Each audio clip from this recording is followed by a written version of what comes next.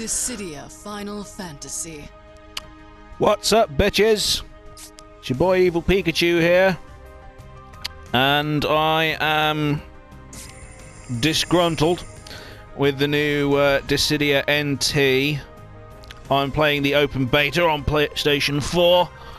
And, well, a brief history. I have put hundreds of hours into the previous two Dissidia games. I absolutely adore them. I currently have Dissidia Duodecim and all of its DLC installed on my PlayStation Vita. Oh, while we're on that subject, I had noticed that as soon as Dissidia NT got announced for a Western release, the previous Dissidia games mysteriously vanished from the PlayStation Store. You can still buy them through the website, but they're not actually listed on the Vita. They were when I first bought my Vita. Now they're not. Yeah. They're basically, they're trying to erase them from canon, but you can't do that. The internet never forgets, and I certainly don't.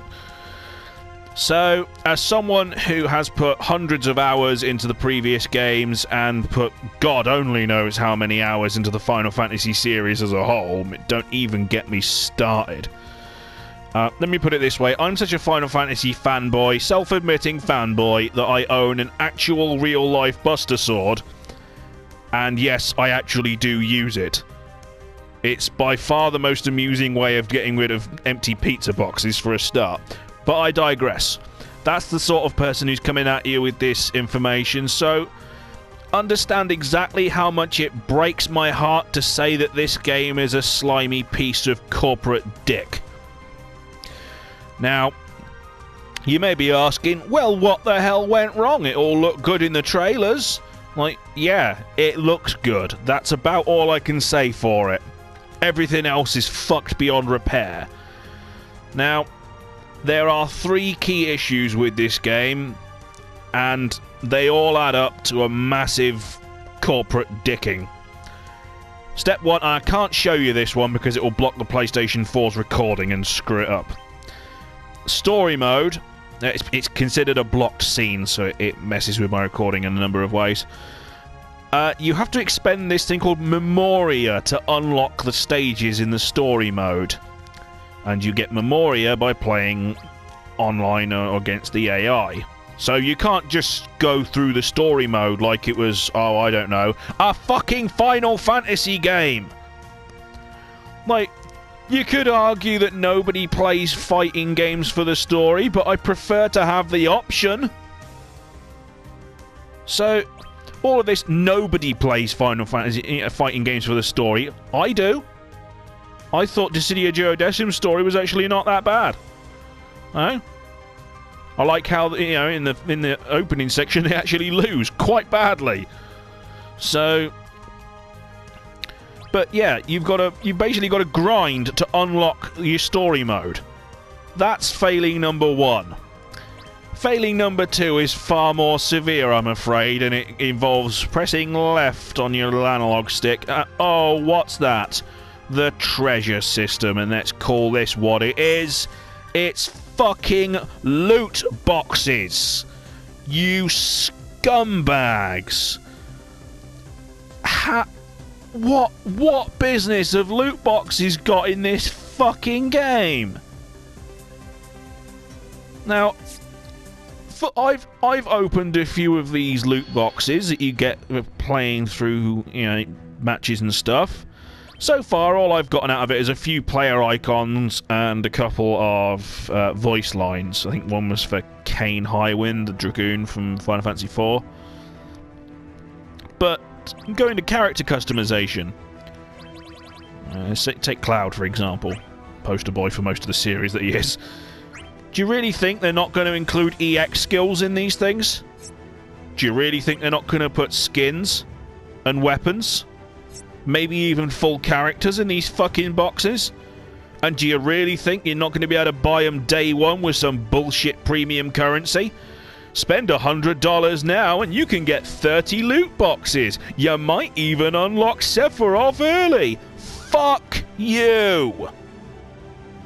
So that opens the door to all kinds of bullshit pay-to-win mechanics as well. Like, for example, if Cloud has a stupidly OP weapon, like Ultima Weapon, for example, the big crystal sword thing from Final Fantasy VII, like, if that's in a loot box, then all you've got to do is buy enough loot boxes to get it early and then have a massive in-game advantage.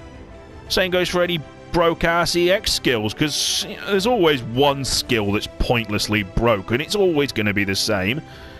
So, you've got loot boxes, almost certainly going to be microtransactions. You've got potential pay-to-win problems.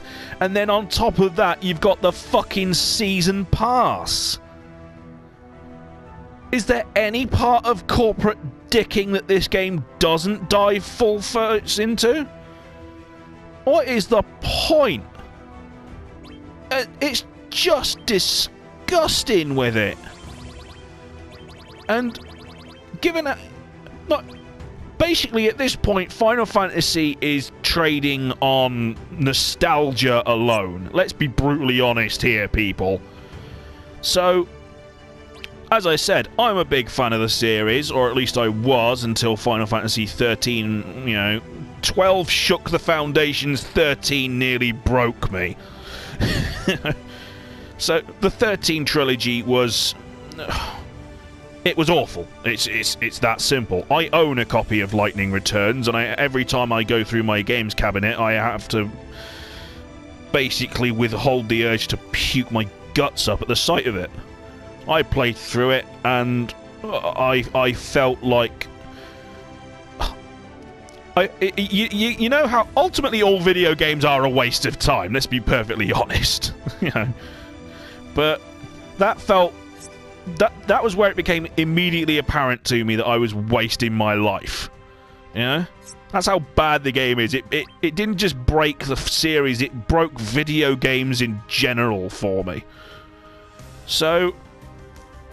I don't think that Final Fantasy has the kind of power that it used to have in the glory days of, you know, sort of late Super Nintendo with Final Fantasy VI, and of course the holy trinity of the PS1, you know, Final Fantasy 7, 8, and 9, which are borderline untouchable, let's be honest. Alright, 8 has a bit of a wonky plot, but, you know, it's still pretty fucking solid. But it doesn't have the same cachet as it used to, and I don't think they've got enough stability in the franchise to afford to be pissing about like this and pushing people's buttons and putting loot boxes and season passes and deluxe editions and collector's editions and all this bollocks into their games. And this is just where it's dicking me around on a corporate level. Now we get into the biggest gameplay problem, and this genuinely massively affects the gameplay, and I'm sorry to say it, but it makes it, well, I wouldn't say unplayable, but for a veteran of the previous games, it makes it boring as hell, and I can demonstrate this in one key image. It's really quite simple. How these games work is you have... You basically have one major... you have two stats. One's called Brave, the other one's called HP. HP is self-explanatory. It's your health bar. Brave is how strong you are at that moment. So you use Brave attacks, which is light attacks, basically. Your weaker combo attacks. And that builds up your Brave stat. You get Brave points, and then... once they reach a certain level, it starts to glow, and that indicates that if you then use a HP attack, you'll knock the enemy out in one shot. You can use it earlier, but then it'll just diminish their HP gauge, which, you know, it makes it easier to kill them next time, but it has no other real tangible effect. So, basically, in the previous games, you could equip... you had a full set of... Brave attacks, and then you could equip, provided you had the points to, you know, the experience levels to do it, and you would learn the moves, obviously, you could equip, you know, 5, 6 Brave attacks, maybe some more on some HP attacks even. Now you get 1. Doesn't matter if you're in the air, on the ground, close range, short, long range, makes no odds. You get 1 HP attack per character. As I understand it, there are a couple of characters that have used this thing. They're called tricksters, and they can use 2. Whoop-de-doo. Apparently Van's one of them, but he's not playable in this version of the beta, despite the fact I'm pretty sure he was playable in the last one. So, let's take my boy Cloud here, for example, my fellow Buster Sword wielder. He has Cross Slash. I can't equip anything else because I haven't got anything else because it's a demo. So, basically, the moment I show that what I've got equipped online is Cross Slash, all people have got to do is stay clear of me. They've just got to stay at range, and you know, if they've got a HP attack that deals massive damage from long range, I can't get close to them. There's nothing I can do because, you know, I don't have the tactical flexibility anymore. In the previous games, if they were fighting at range, I could then use, say, Meteor Rain. You know, Cloud's... he's not a particularly good long-range fighter, but, you know, the option was there. I could mix it up. I could keep the enemy on their toes. Whereas now, they just know they've got to stay outside of Cross Slash's range. And I've already played a few matches on this beta, and it's already massively limiting my tactical options. Like, for example, there was one match a few minutes ago, before I started recording this, I was directly above one of the enemies. They were on critical health. I had enough Brave points to finish them in one move. Now, if I could use Braver, then that goes straight down, slams into them, and that's it. Match over, victory for me. But of course I can only equip Cross Slash, so I can't do it, which means I've automatically, you know, it doesn't attack from that angle. So I've automatically lost an opportunity to win the match just based on this bullshit system. And to add further insult to injury, the actual control setup is already in place. Your Brave attacks work the same way they always did. You press, well, it's X now instead of circle, but you get the point. So you press X on its own for a neutral one, X and forward, or X and back for a different one, and then you've got a different moveset in the air. That's how it always worked, right? And the same true of these EX skills. Triangle on its own activates your character's personal skill. It's unique to each one, as far as I'm aware.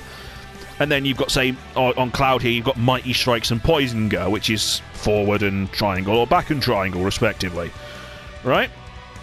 So the controls are already there, and yet for some utterly incomprehensible reason, you only have 1 HP attack, when you could easily have 4 or 5. Why? Where's the advantage to this? How does it doesn't streamline anything? It's not like... I mean, even if you make the hopelessly limited argument that because this is a port of an arcade game, oh, maybe the arcade machine had fewer buttons. One, you build the fucking machines. You could always have put more buttons on it.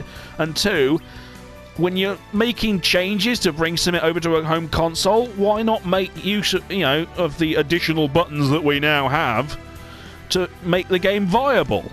So you've got no tactical flexibility. You've got, and more importantly, using the same move over and over again gets incredibly boring. Let's take Squall, for example. If I wanted to switch over to Squall, right? Fated Circle, not a bad move. Blocks projectiles, decent range on it, pretty solid move altogether. But if I want to close the distance between me and an enemy, in the other games he's got a move called Rough Divide. It's got a short charging time where he jumps up into the air, glows blue, and then he zips forward towards them at a ridiculous speed. It's a great move. If you use it correctly, you can really catch people off guard with it. But, of course, I can't equip it anymore. And if I do equip that, then I can't have Fated Circle. So it means I have to just pick one move that I like and spam it like a 5-year-old playing Smash Brothers as Pikachu, just using down B Thunder over and over again because it's the only move they know. It means the game is limiting, it is boring, it is repetitive, and I don't honestly see what they were thinking.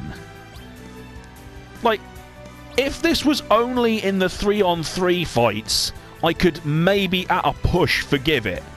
because at least that way you could argue that you're supposed to sort of have a defined role in the team. But what about on one-on-ones? So what I don't understand the logic behind this decision. I really don't. I'm not just whining because it's different, it's because it makes no bloody sense. And you can't even argue that it's dumbing the game down. It's not exactly difficult for people to figure out 3 buttons. I'm sorry, if you're so dumb that you can only press square and you couldn't possibly figure out pressing forward and square together to do something different, sell your PlayStation! You have no business playing video games if you're that stupid. You have no business being part of the species if you're that stupid. I'm sorry, but I know children that can figure this out. Like 5-year-old kids can figure this out.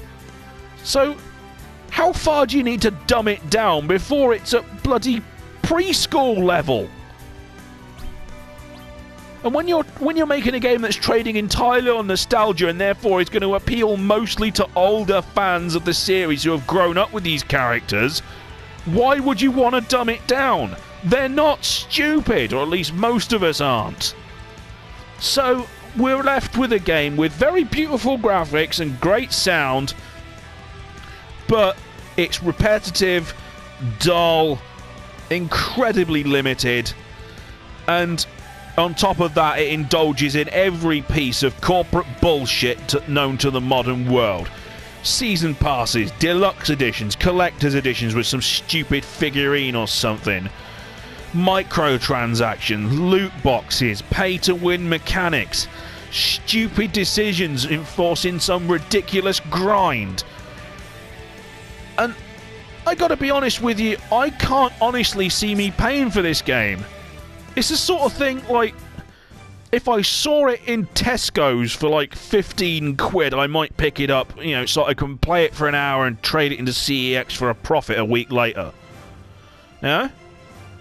But this is such an enormous step back, and it's... I get the only thing this is bringing is better graphics. And graphics are not worth crippling your entire series over. I'm utterly bewildered by the level of ignorance on display here. And it really boils down to one key question. If you, game devs, don't care if we're having a good experience, if we're not getting the best game that we could theoretically be getting, why should we care about your ability to pay the bills? Okay? Why should we give you money for a half-assed product? Okay? With the changes to the HP attack system and the dumbing down of the gameplay, that's already a massive flaw in the game that makes it barely worth purchasing at all. And then you had the balls to put microtransactions in this crap and loot boxes? What were you thinking? Like, you don't have the staying power anymore, okay? Your series has been declining for years, okay? You're not the top dog anymore. So, you can't keep acting like you are. I mean, was Battlefront 2 not enough of a clue for you? The massive backlash on that? You know, people hating on the loot boxes and the microtransactions and the crippled progression and the dumbed down gameplay?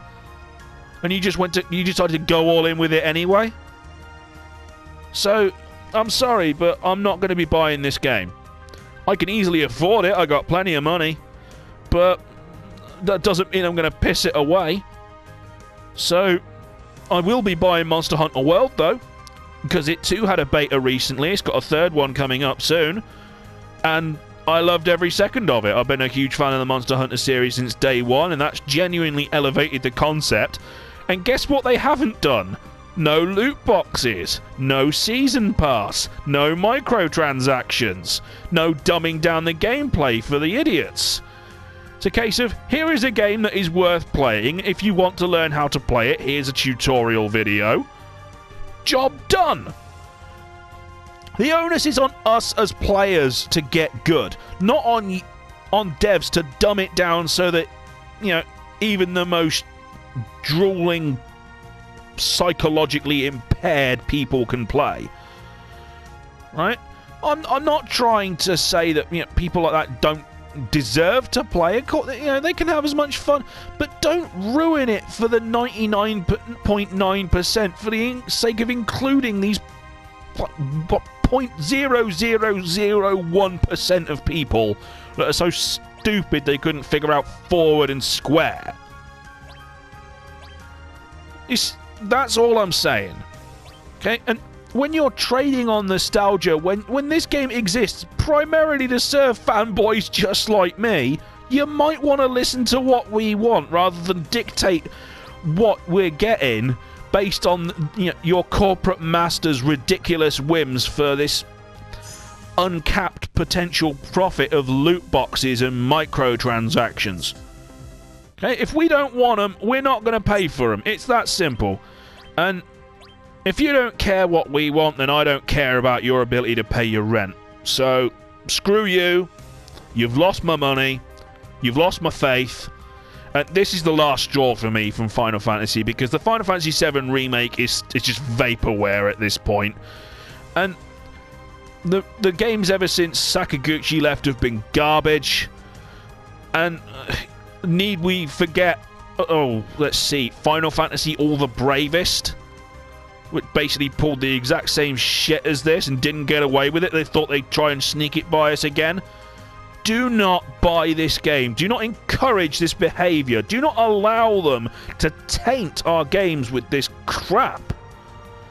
So, vote with your wallets, people. Have some common sense and demand better from the industry.